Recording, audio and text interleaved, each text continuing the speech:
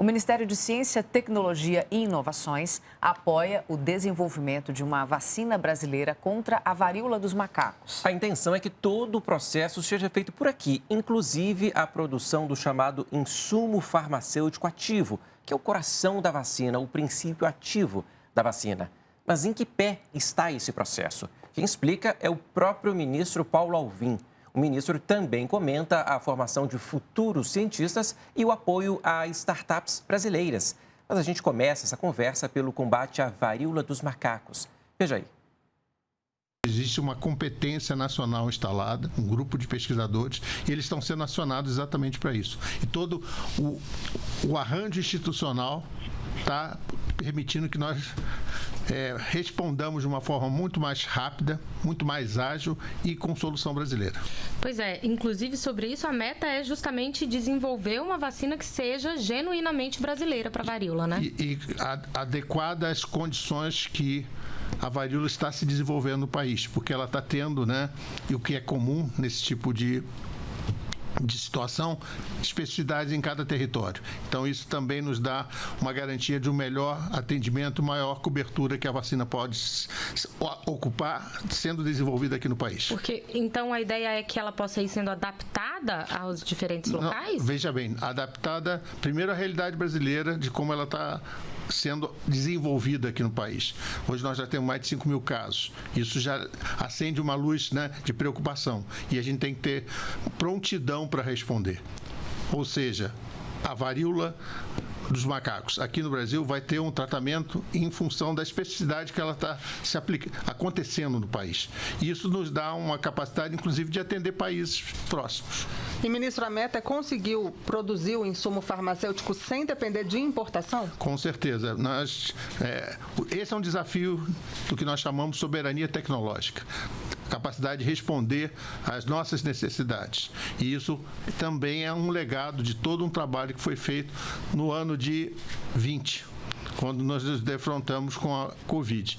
Todo um aparato daquela estratégia que foi montada lá, que inclusive aparelhou instituições, não só para fazer a identificação, a questão do sequenciamento, mas também o desenvolvimento das IFAs. E quais são os próximos passos, então, a partir de agora? A gente já pode prever uma data? A partir de agora, os colegas da UFMG vão iniciar o trabalho, CT Vacinas, né, um centro que conta com apoio do Ministério da Ciência, Tecnologia e Inovação, mas também do governo do Estado de Minas, que trabalha em rede, né? E isso é importante, o trabalho em rede permite juntar todas as competências necessárias no busca de uma solução muito mais rápido. Ainda não temos a data para essa vacina? Não. Desenvolvimento de pesquisa é um processo. Sim. E o senhor falou aí do CT Vacinas agora, que trabalha no desenvolvimento de vários imunizantes, né? Isso. Para quais doenças estão voltadas essas pesquisas? Veja bem, nós já atuamos e temos uma capacidade de desenvolver em função das necessidades, mas nesse momento, né, nós estamos priorizando como foi o trabalho, né, do corona, né? Mas agora nós estamos atacando, né? O Covid foi atacado, né? Temos ainda muito a fazer ainda no Covid, porque o Covid ele quase está se perpetuando, né? Mas nesse momento o que está levando a nossa atenção do pessoal do CT Vacinas é exatamente a vacina da varíola dos macacos. Pois é, e a ideia, então, ministro, é firmar parcerias, fazer investimentos para que o Brasil possa ser mesmo um produtor de vacinas? Podemos pensar, inclusive, em exportação? Nós pensamos, num primeiro momento, atender as necessidades da população brasileira e sempre pensando no transbordo para os países da América Latina e principalmente para a África. Ministro, mudando aqui um pouquinho de... Me permite complementar? Claro. Sim, nós temos que ter a preocupação do hemisfério sul. Se nós, brasileiros, não liderarmos esse processo de soluções para as populações do hemisfério sul, talvez outros países não tenham toda essa atenção. Esse é o nosso foco quando pensamos transbordar, dar atendimento à população brasileira. E a gente tem potencial, então, a gente tem para capacidade. isso. Tá, joia, ministro. Agora a gente vai falar um pouquinho sobre o apoio ao desenvolvimento de startups, que são aquelas empresas voltadas para a criação de soluções tecnológicas. Como tem sido esse apoio por parte do Ministério e quais são os investimentos? Aqui também tem que ressaltar que desde 2019, uma orientação do governo federal foi fazer uma convergência de iniciativas. Essa convergência de iniciativas, naquele momento nós identificamos 13 organismos federais que tenham algum tipo de apoio. A partir daí, todo um esforço foi conduzido no sentido, primeiro, de uma ação complementar e não uma ação concorrente, porque isso existia no passado, né? Órgãos do governo federal, em vez de complementar apoio às startups, eles concorriam entre si. Isso criava uma certa confusão no ambiente, né, de apoio às startups. Hoje nós trabalhamos com complementariedade e suprindo aquilo que tem a efetiva necessidade das startups. Outro marco muito significativo foi o marco legal das startups. Com isso, a gente cria segurança jurídica e um ambiente regulatório favorável para essas startups empreenderem. E a gente já começa a colher esses frutos. Frutos por meio do aumento do número de startups brasileiras, e talvez o mais visível, né, para o mercado, que é um aumento significativo do número de unicórnios brasileiros. Para isso, você complementa, no caso do Ministério da Ciência e Tecnologia, com a iniciativas que vão desde o estímulo à ideação. Hoje temos um programa que tem uma cobertura, né, praticamente nacional, só o estado do Acre não tem essa iniciativa chamada Centelha, né, que é uma parceria com os governos estaduais, mas mais que isso, uma iniciativa que hoje mobiliza, nesse momento, mais de 50 mil empreendedores no Brasil. E a gente tem bons exemplos aí? Já tem vários exemplos, inclusive na Covid, muitas dessas soluções foram aplicadas. Fora o setor de aplicativos, que tem contribuído para a melhoria da produtividade ou do setor empresarial ou no setor público, ou seja, isso está acontecendo praticamente em todo o território nacional. E a capacidade de complementariedade de ações, que imediatamente outras instituições aportam isso. Então, hoje nós já temos apoio à ideação, apoio ao desenvolvimento das startups, seja com aporte de recursos de qualificação de recursos humanos para as startups, ou seja, um programa do CNPq chamado Recursos Humanos em Área Estratégica, onde a gente aloca mestres e doutores para complementar, né, as equipes das startups, um programa de apoio através da Embrapi, né, de aceleração do processo de inovação nas startups e um programa de subvenção econômica apoiado pela FINEP, onde a gente aporta recursos significativos. Nós estamos mudando o quadro. Isso sempre com outras iniciativas do Ministério da Economia, do Ministério da Agricultura, do Ministério das Minas e Energia, todo o governo trabalhando, né, e fechando com uma ação da Apex, do Ministério das Relações Exteriores, de apoio à internacionalização, né? Ou seja, a gente levar startups brasileiras para competir, participar de oportunidades. E só para registro, essa semana, uma startup brasileira foi premiada em Salamanca, né, na Espanha, num evento de startups, onde o governo brasileiro patrocinou a ida dessas startups e nós estamos tendo êxito a nível internacional em concursos internacionais direcionados a essas entes fundamentalmente inovadores. Mais uma vez, aquela ideia, então, ministro, de a tecnologia brasileira transbordar para outros países, né? Com certeza. A visão, hoje, o esforço de agregação de valor do empreendedorismo inovador brasileiro tem que transbordar, não só para a percepção de que aqui se faz inovação, aqui se faz a melhor ciência, mas principalmente porque a gente contribui com soluções para a melhoria da qualidade de vida no planeta, não só na sociedade brasileira. Falando em melhor qualidade de vida no planeta, o Ministério trabalha em programas na Amazônia visando o desenvolvimento econômico sustentável, não é isso, ministro? O senhor podia falar um pouquinho quais são esses programas? Vamos lá. No caso da Amazônia, é uma grande convergência de iniciativas, né, do governo federal, lideradas e coordenadas pela vice-presidente da República, onde o esforço é um desenvolvimento sustentável e inclusivo. E a nossa contribuição, no caso do Ministério da Ciência e Tecnologia, é exatamente nessa questão de valorizar os saberes tradicionais que, junto com a ciência, pode gerar renda sem comprometer o bioma.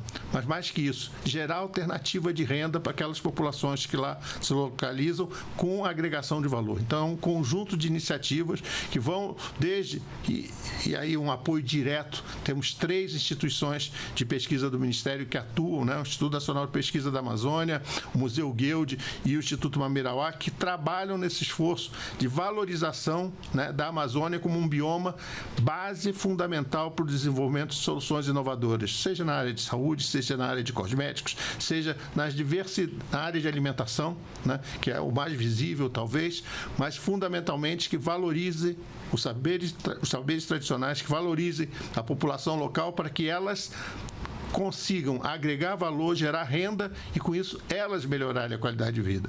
A Amazônia é nossa, a Amazônia tem que ser valorizada, ela tem que ser reconhecida como um bioma fundamental para o desenvolvimento de soluções que atendam, não primeiro, as necessidades da população local, mas principalmente que ela possa mostrar o potencial, né, que o Brasil tem da sua biodiversidade e gerar produtos agregados a partir dos biomas. Que a floresta em pé vale mais, né? A floresta em pé vale muito, né?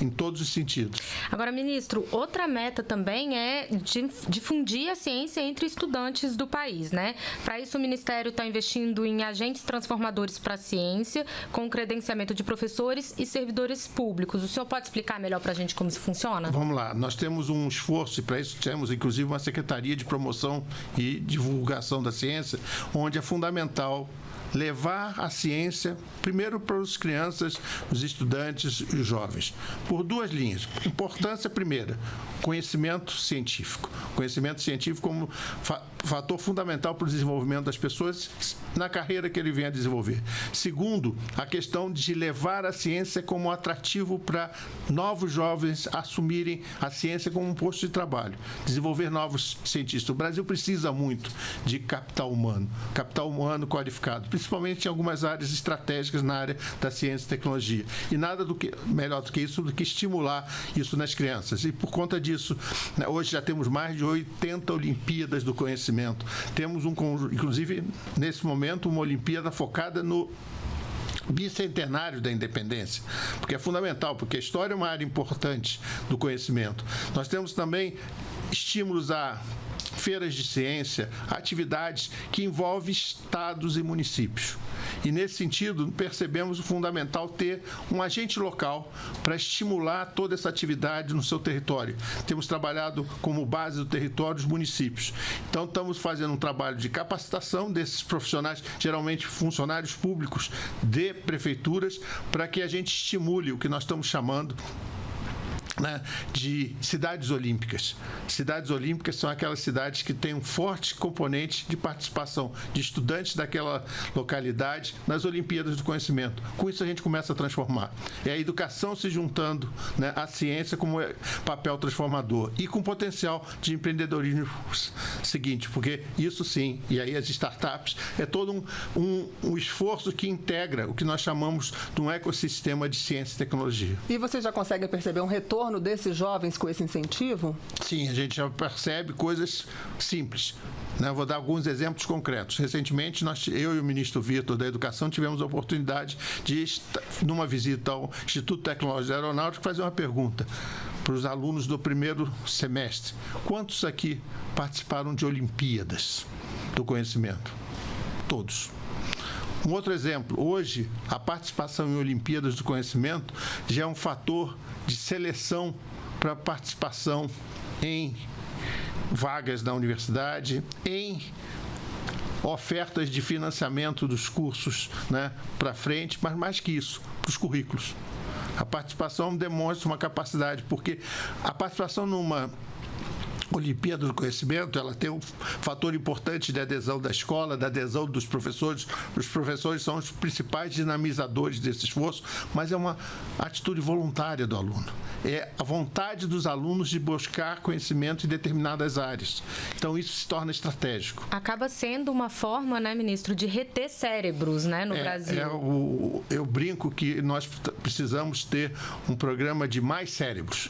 O Brasil precisa de mais cérebros em várias áreas do conhecimento, né? Algumas nós já temos uma competência, mas nós precisamos cada vez mais. E essa é uma forma de estimular crianças, jovens, estudantes, para que olhem a atividade da ciência e da tecnologia como uma oportunidade de se desenvolver, de avançar nos seus conhecimentos, mas principalmente uma oportunidade de trabalho.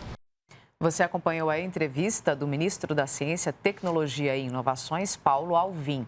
A íntegra dessa conversa fica no site da Rede Nacional de Rádio e o endereço está aí na sua tela.